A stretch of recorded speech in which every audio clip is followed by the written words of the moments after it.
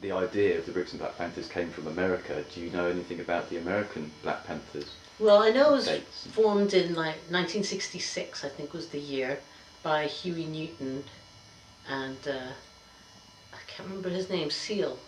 Bobby Seal, is it? Anyway, the people I most associate with the Black Panthers, because I'm into my books, people like Angela Davis. I suppose Malcolm X was the ideological brainchild, or the brain that they tried to emulate, but also significantly Frantz Fanon, who's a socialist, post-colonial writer, African, and writing about French oppression in Africa. And that's a very, very important source, because the roots of blacks, most blacks in America, is African slavery, and you know, the throwing away the oppression, the idea that imperialism is capitalism. So they espoused a Marxist-Leninist doctrine, and Lenin, you know, imperialism is the highest form of capitalism, and within imperialism, the greatest form of exploitation isn't of labor, it's of any resource extraction, including human resources, which was blacks and slaves, and how they were used and still continue to be used according to the Black Panther movement in America. And you know, when the Black Panthers got together, they put together a 10-point plan, and some of the points that they had within the movement were quite significant. Things like they wanted freedom from military service. Now, one of the, you know, you think about it, blacks have been used. They were used during World War II when they were still within the countries, and then afterwards when they were allowed to be full citizens in the US, or even before that, they were used for military service, and they were used as cannon fodder. They were put on the front lines, and that's what they were good for. And so, you know, that was a huge political statement. And if you watch Mike Moore's film about the Iraq-Afghanistan conflicts, this is still a big problem in America.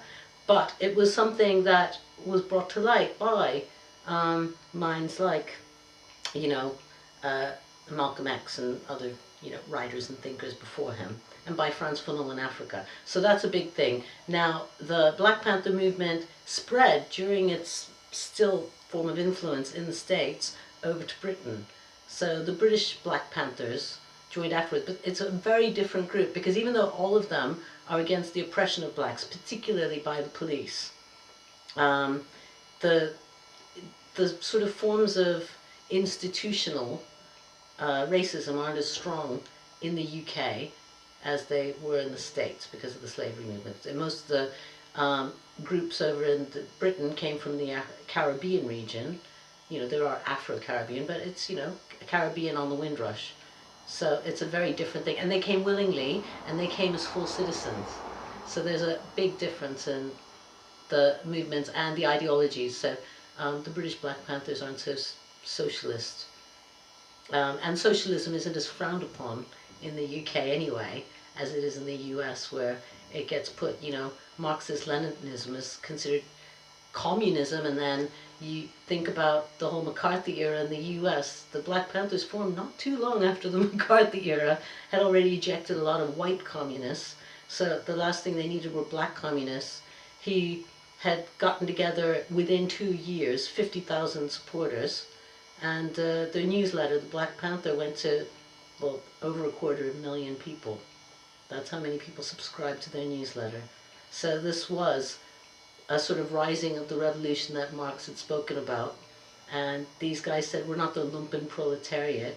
We've escaped our our false consciousness, and we've got black consciousness, and people were scared. So when Angela Davis says that the police tried to frame people and assassinated blacks with any intelligence, with any sort of politicization, there's a lot to support that view.